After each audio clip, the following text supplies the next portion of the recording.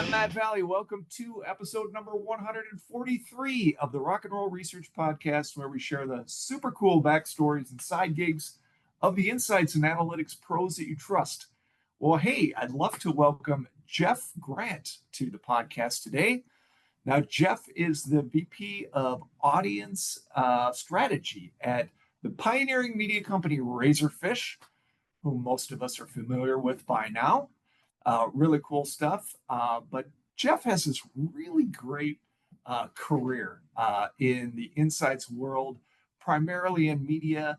Spent a really long time with the Cartoon Network and Adult Swim, supporting really great media properties. So really cool stuff, great background, great story. But here's the thing that a lot of people don't know. Now, Jeff, believe it or not, insights isn't his only love. He has a real love for comics and has for a long time. He's a serious collector. He's got a gigantic collection. And we are going to talk about all that and more on today's podcast. So welcome to the show, Jeff. Matt, it is a pleasure to be here. Thanks so much. Let me tell you, the pleasure is all mine. And that is the truth. So I loved our initial chat where we got a chance to meet each other and hear a little bit about your story. So I'm excited to really dig into that in today's episode. So thanks so much for joining. Now, let's start on the insight side, Jeff. You've held very senior positions. You're a research buyer for a very big part of your career. Now you've been on the supplier side, and as mentioned, currently at Razorfish. And why don't you tell us how you first got started and give us a little bit about the journey of your career? So I really wanted to get into TV. That was my main goal. And I think, I went, got my undergraduate degree at University of Michigan. And for the people who were in the communications and TV program there, I would venture to guess that roughly 98% of them 98% of us who were in that program really were focused on production, and that's really all people thought about, when it came to being in TV. And that's exactly how I started out. I actually didn't get into research and insights straight away. I actually started at CBS after doing a number of different internships. I started at CBS after college in CBS News Advertising and Promotion, where we were putting together all the 30 and 60-second promos in support of, say, like the CBS Evening News with Dan Rather and 48 Hours and Sunday Morning and all of that kind of thing. And back then, my life was kind of tied to a pager where I would be paged at any hour of the day or night when news broke. So at that point, I would have to rush into the CBS Broadcast Center on the west side of New York. And if it meant getting promos on the air by 5 o'clock in the morning before CBS Morning News or CBS This Morning, then that's exactly what I had to do. And, it was a very exciting time, and I actually did like it a lot. I was there for the Gulf War, and Manuel Noriega got extradited to the U.S., and the Pope came to America, and there was the earthquake, I think at the World Series that year. Oh, yeah, San Francisco. Yeah, things like that, where it just, it was never a dull moment. Berlin Wall came down, but at a certain point, it kind of got a little bit. I wanted to see what else was out there, and was talking to the folks at CBS in HR, and I ended up getting placed ultimately in standards and practices. Was in that role for about 3 years. And did everything that I could to get out of it, because it wasn't necessarily the most fun time, because people look at you like you're the evil person in broadcasting because you're the network censor. And my purview covered advertising, so all of the advertising that came in and ran on the network had to come through us first, from storyboard and script form all the way to the end in production. And so I had categories like cleaning products and fast food restaurants and back at that point, it was like 900 numbers and things like that. But at a certain point, I kind of had a pre-life crisis, I suppose, and decided that I wanted to go back to school. And I ended up going to NYU to get my business degree, my MBA at Stern. Sure. And I started to focus in marketing and statistics. And while I was doing that, a friend of mine who worked down the hall from me at CBS in this brand new department that had just started up was actually leaving himself to go to full-time to business school at Columbia. And when he told me that, I said, do you think that I could do what you did? And it turned out that group was something for the story that I remember is that McKinsey or one of these companies came in, told CBS, you got to get rid of that. You got to get rid of this. But the one thing you don't have is an ad sales research department. Okay. That's the seat that this person was leaving at an analyst position.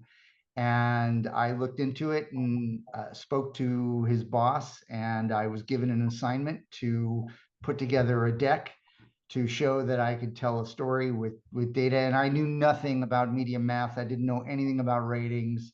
I rushed downstairs to buy as many trade magazines as I could that might have like ratings or charts or something in them.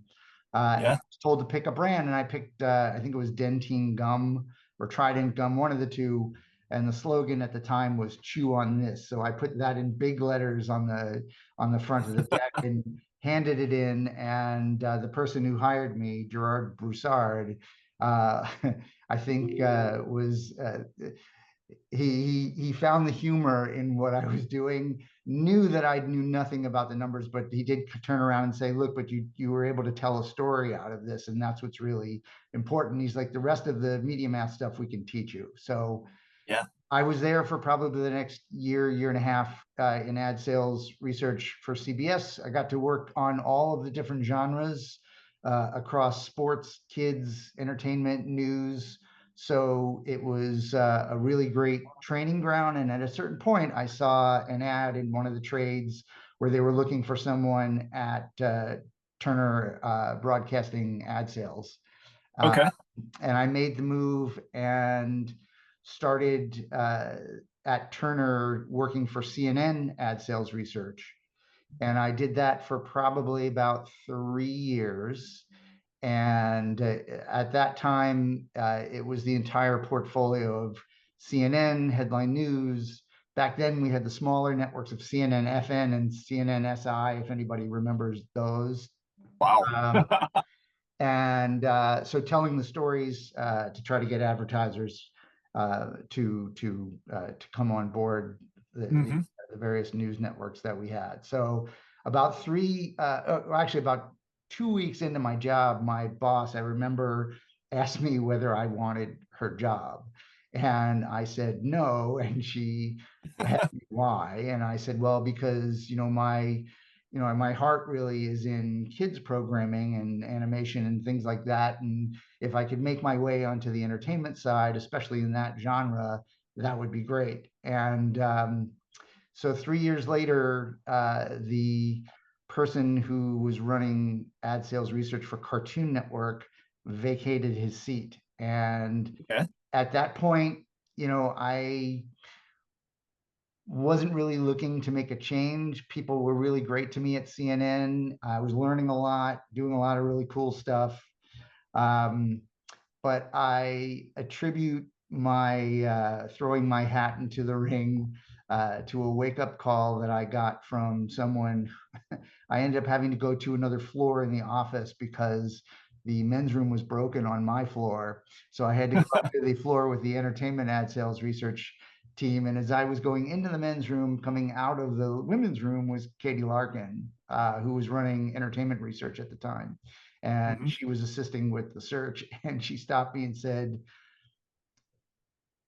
no one understands why you're making this decision not to throw your hat in the ring. And I gave her the whole, well, everybody's nice to me and learning a lot and all that stuff. And she was like, she's like, put your resume on my desk and we'll move from there. And the rest was history. So I ended up remaining with Cartoon Network for the next 20 years. Um, Wow. the first half of which were spent in New York on the ad sales side.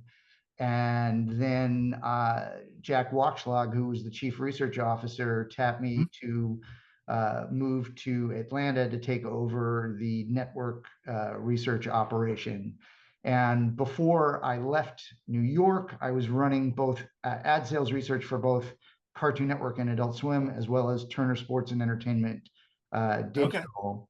And then after I got to Atlanta and started running the network research and insights operation, which covers support of marketing and content and scheduling and consumer products, live events, everything that falls underneath that.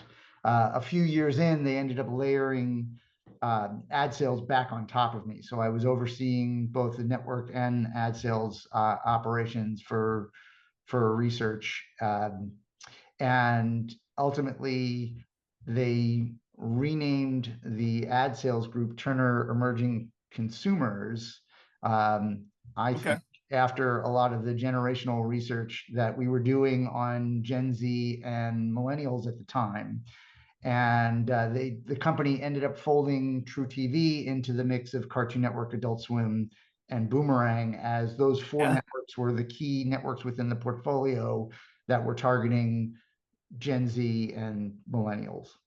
Right. And those groups were really the ones that were changing the face of how content was being consumed and products were being purchased. So it made a lot of sense. And so, yeah, so I was there at Turner until the end of 2020, right at the beginning of the pandemic time. And Mhm. after leaving Turner, I was on the vendor side and worked for a bit at Ipsos and MMR Research Associates, and doing both business development and also managing of primary research projects, mostly in the media and entertainment space, before arriving at Publicis. And I've been there Right. since January of last year and was working mostly on the pharma side in audience strategy before starting at Razorfish at the beginning of July. Cool. Cool. So you've done a little bit of everything in Yeah, I've really been cool very career. fortunate. So not only to work on the client, vendor, and agency sides of the business, Hmm. but I would say at Turner, I was really blessed because Cartoon Network, was a property that owned a lot of its IP, and that lent itself to my being able to do a lot of really interesting creative stuff from a research and insights perspective with our properties. So that, Yeah. I ended up feeling like a kid in a candy store in many ways. Yeah. Yeah. Very cool. Very cool. Now, speaking of which, you have this really large comic book collection, and if you're watching this rather than listening to it, you'd see this really cool. It looks like an in-store display with some comics behind you. So tell us a little bit about that hobby. Where did you get started, and what are you up to now? Well, first, you mentioned the spinner rack. So Yeah. I'll just speak very briefly on that because it has some provenance to it. So when I was at Cartoon Network, every so often I would do some work with our sister company, DC Comics. So I would go over there Mhm. every once in a while. They were friends of mine who worked there. And when they needed research favors or things like that, we would barter. Um, Yeah. and I was there one time and saw a spinner rack, this one in particular, in passing. And I mentioned to one of the people who was there, it was actually David McKillips, who is now the CEO of Chuck E. Cheese. And Oh, right. he heard me say that, and I didn't even think about it. And the next thing I knew, at my office in New York, these two giant boxes showed up, and this thing showed up in two pieces, and it has traveled with me ever since. Wow. But I've been collecting probably since I was 6 or 7 years old, and Mhm. I have still in my collection a lot of the comics that I had bought off the rack at that age. Yeah. And I was very fortunate in that my parents, you hear a lot of horror stories of parents throwing people's collections away. My folks stashed mine away from me, and I ended up reacquiring it a little bit later in life. But yeah, I have a fairly decent sized collection for me. I mean, if you speak to Yeah. other people, they probably have a larger quantity than I do. Um, but I have a variety of key issues and full series, and it's just something that I've kind of immersed myself in, and it's something that I've always really loved. Yeah, cool, cool. Now I can identify a little bit because when I was growing up, around the age that you mentioned, I would take my allowance and I would spend it on baseball cards. And I do have a one that got away story, and I'm curious to see if you have one as well. So I made this trade with a friend of mine in the neighborhood. We were actually trading cards, trying to fill out the full collection. And I was the only one in the neighborhood who had this one card. It happened to be a pitcher for the New York Yankees named Ken Clay. He wasn't any good, but nobody had the card. Anyway, he offered me a whole stack of cards because it was the last one he needed. It included a stack of hockey cards, which included a Wayne Gretzky rookie card. Oh, So wow. I had it, I owned it for many years. I did lose it along the way. It has sold for millions of dollars. That card, of course, when I was a kid, I was really interested in the statistics. So I didn't Right. have any perfect cards in perfect condition anyway, but still, it's the one that got away from me. Well, so the only one that got away story that I have, and I did bring some show and tell as we talked about the other day. Great. Um, I actually, my grandfather was friendly with a neighbor of his that lived down the street from him at the time before comic distribution became what it is now. Uh, Mhm. he distributed comics magazines throughout Baltimore, where I grew up. And every once in a while, he would allow me, my sister, and my cousins into the warehouse to pick up comics, usually before we went off to camp, sometimes just randomly during the year. And I do remember picking up 3 copies of this, which is Incredible Hulk 181, which is the first appearance of Wolverine. Wow. One was a very weathered, waterlogged, water-stained copy. Um, the other one I regretfully gave away. Yeah. The water-stained copy I sold, and I kept this one. So I still have this graded in my collection, but I do have other kind of major keys that I brought to show. So I guess topically, with people going to see the movies in the MCU, um, a good example of something coming out of that is here's the first issue of the Avengers.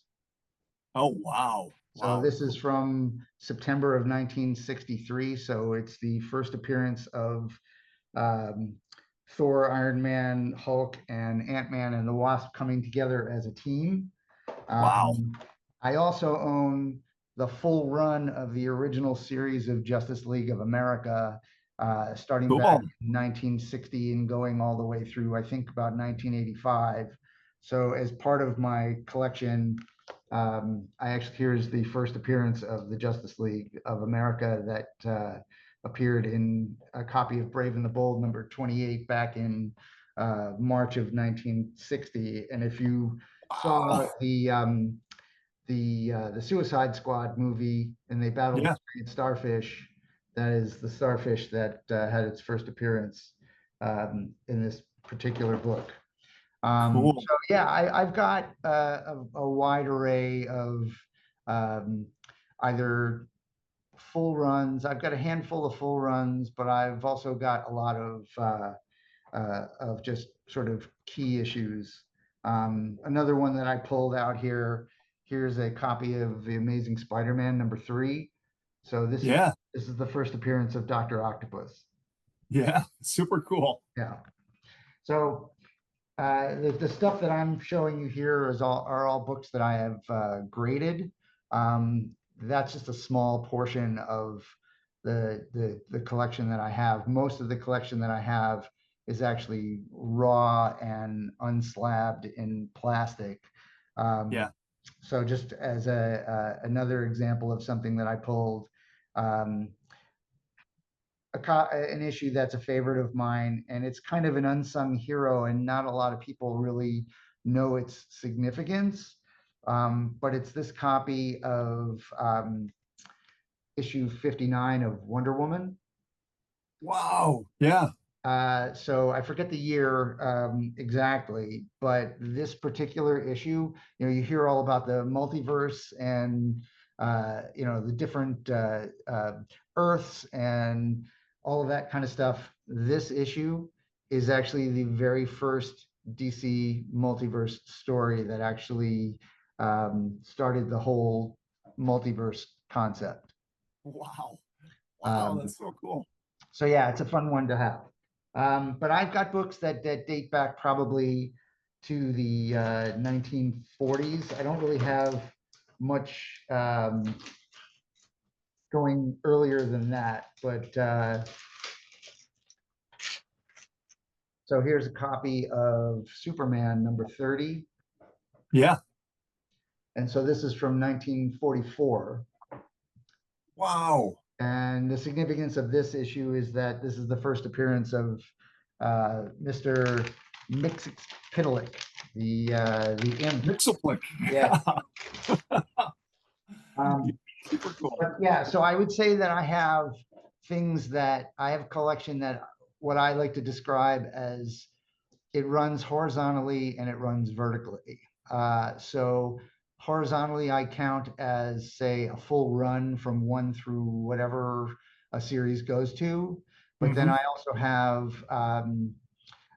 so that's the horizontal. That's the horizontally. The vertically is the case where, let's say, I'll have collections of first appearances of Superman villains or first appearances of Batman villains.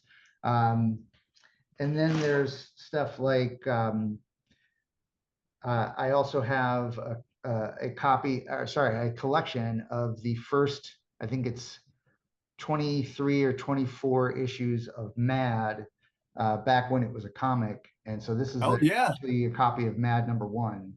Wow.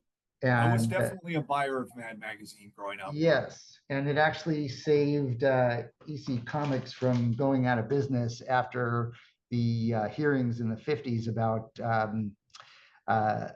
the comic books' effect on what is it? The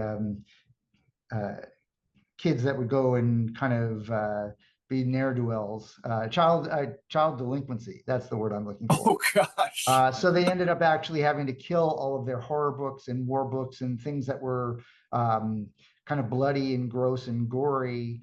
And they probably would have had to kill Mad as well, except that at that point they had converted Mad to the actual magazine format, and it was no longer governed by the same group that was governing comic books. Oh, wow. So yeah, wow, that's a great story. Yeah, so it's been fun kind of building this out. I would say in the past year, I've set a theme for myself for 70s Marvel horror.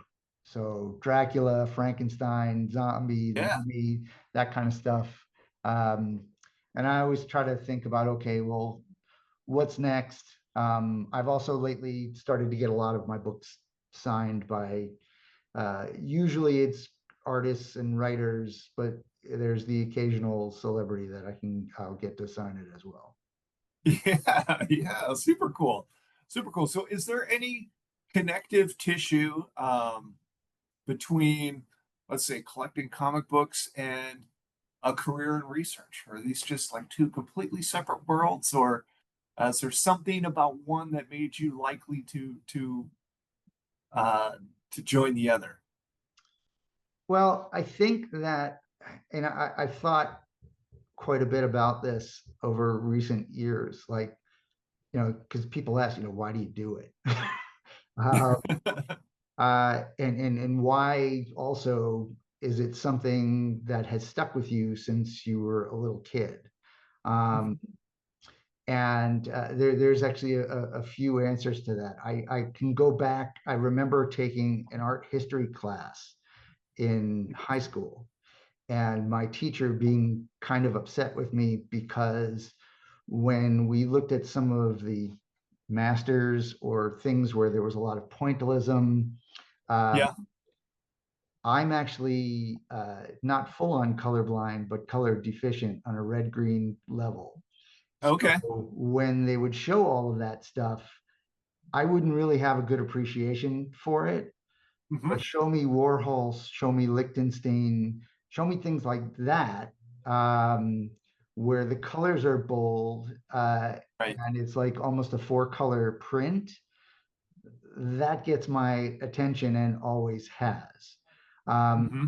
and then on top of it, even I would say more to your initial question, is that I think that it actually scratches kind of an OCD itch in a way, Yeah. that keeps me very focused and organized, because I think there's an element to it where you want to keep everything in a certain order. You know where everything is. You're trying to think about what it is that you're going to build on next. Um, and I think it's also very much a goal setting hobby. So Right. I Yeah. think Interesting. that in some ways there's definitely some crossover in learnings, from the hobby that are transferable over to one's work and vice versa.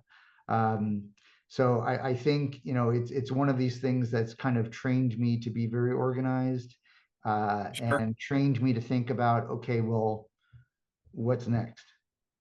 Uh, Hmm. and how do I do this differently? Or in the face of the pandemic, I thought very long and hard about, do I really want to collect the same way that I have been for X number of years? And that's kind of the turning point, like where I started to get into getting books signed once we could actually go places. Ah, Uh, interesting. or I could send them out to have consigners get them done. But yeah, I think that those are the areas where I think that there's definitely some crossover. Yeah. Yeah. That's really fascinating. Now, speaking of fascinating, so you spent a lot of time in TV, at a time of intense change in how people consume media, and I can't even imagine how that the twists and turns that that journey has taken you over time. Um, Given your background and where you sit right now, I'm interested to know what you think the future looks like for Insights. Yeah, I think it's a super interesting time right now, and just from the perspective that I've gained even over the past 5 years after leaving the client side and working on um, both the vendor and agency side, Hmm. I think that the areas that have kind of blown up and are kind of leading the charge, I think you've got um, new people coming in that have a data science background, Right. that are contributing from that direction. I know Hmm. that there's a lot of work that I've done with data scientists over the last year and a half, alone, where we've got deep real world data to gather insights from. And there are groups that really focus on that, and as opposed to, let's say, a primary quantitative or qualitative research study, unless it supplements what is being done on the data science side. Um, Yeah. I hear a lot of grumblings now about synthetic AI focus groups. Um, Right. and for me, the jury's still out on that one, because Mhm. I can't, I have a tough time getting past the fact that, you're not necessarily talking to an actual person to get their life experience baked into their responses. Right. But who knows? Maybe it's a good thing. I think that there are a lot of DIY research solutions that have come into play in the last 5 to 10 years. Right. And the unfortunate thing is, and you see this all the time when you look on LinkedIn, that there are, especially in the media and entertainment field, you've got a lot of companies that are laying people off and Mhm. constricting teams. And I think a lot of the research teams are forced to do more with less. But I also think that certainly that there are research vendors out there that are doing very well and they do great work and they've got a lot of really interesting additive stuff. And I'm definitely a huge fan of quantitative and qualitative market research if it's done really well, and Sure. especially if there are new additive functions to it.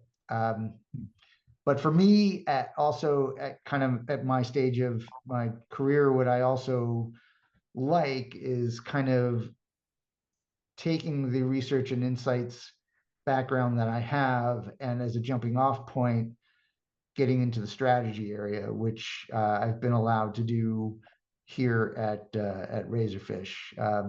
Yeah. And that to me, without getting into the weeds on that, is actually even more interesting to me at this stage of my career, to be able to apply the information that we have to make a living profile out of somebody, Hmm. out of the data that we have, and then have that figure out what the ramifications are as a result of what that person is like, you know, uh, uh, Right.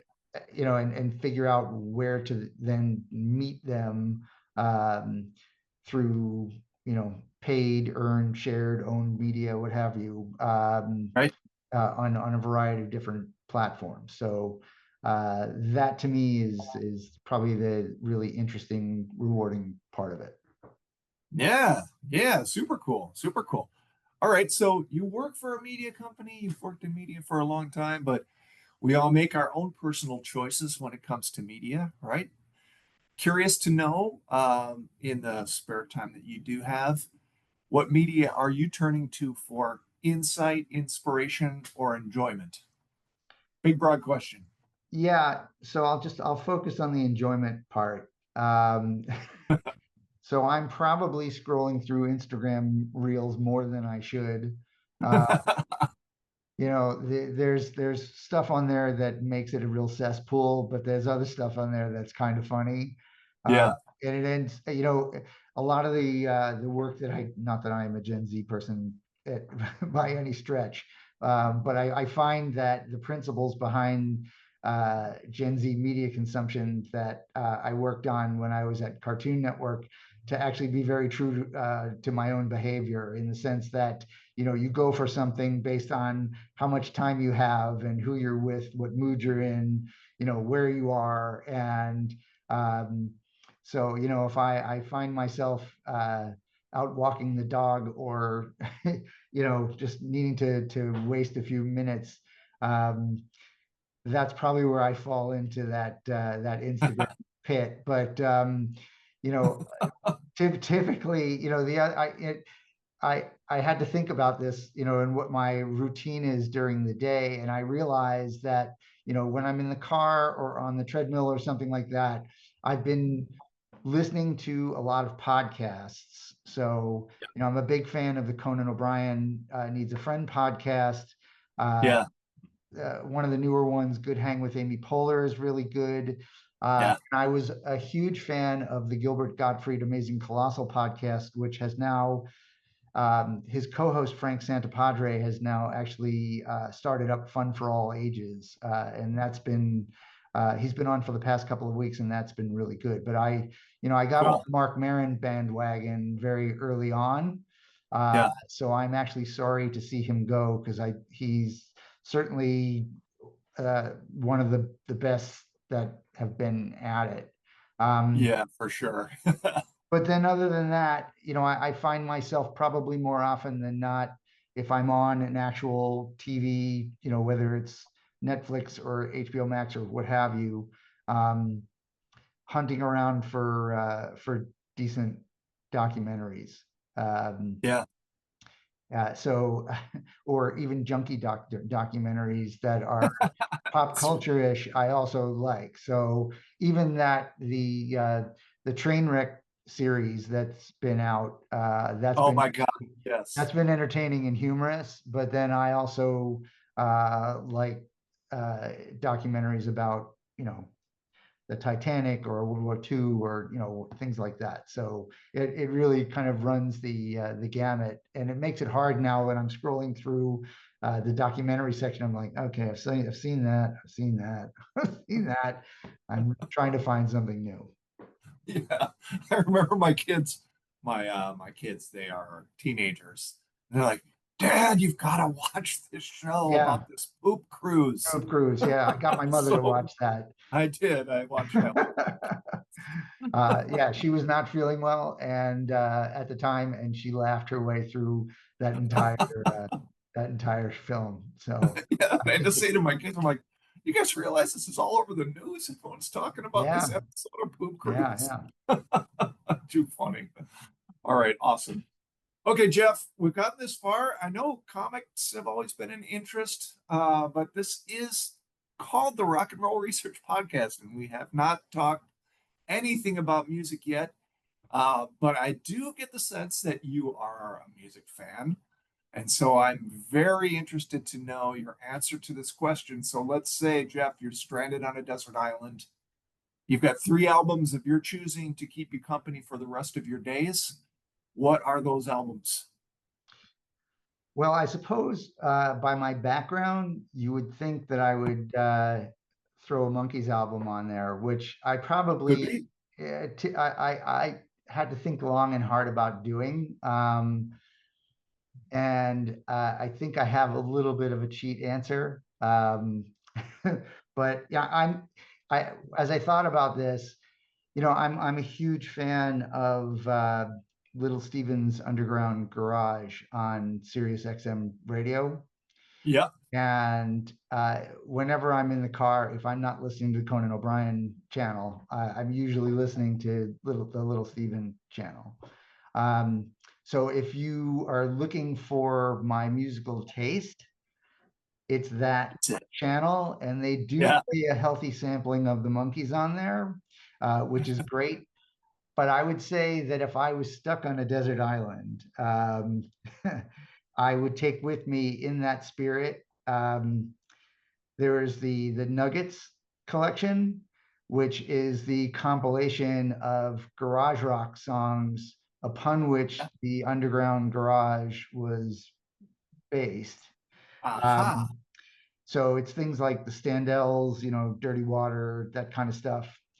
Sure. And I guess the other two that I would pick, I was a big fan when it came out a while back of the Atlantic Rhythm and Blues box set. Yeah. It spanned a huge amount of time.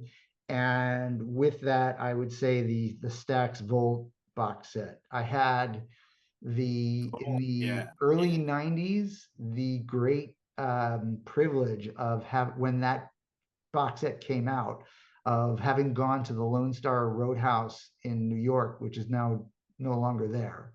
Uh, Hmm.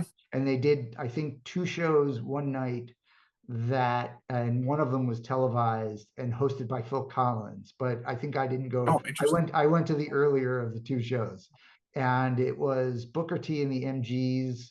I want to say maybe Carla Thomas and a few other Stax Volt artists that rounded it out. It was a long time ago, so my memory's a little foggy, but Yeah. it was it was one of these things. And I'm also a big fan of the Blues Brothers. So to be able to see Steve Cropper and Duck Dunn perform, and I was actually I sat at the bar with them for a little bit of time. That was actually Cool. That was a huge thrill. So yeah, so I would say those are probably the things that I would want to have with me on that island. All right. All right. That's cool. That makes sense. You mentioned Garage Rock. I should mention Joe Emery, a former guest in this podcast, has this really, really good sort of retro 60s sounding garage rock band called the Ugly Beats in Oh Austin, wow, Texas. So highly recommend. I'll have Worth to check it out. several albums out. Anyway, that's cool. All right, Jeff. Hey, this has been a great chat. I hope It's been the fun. next time we have a chance to chat, we get to do so in person. Would love to dig into some of these topics a little bit further with you.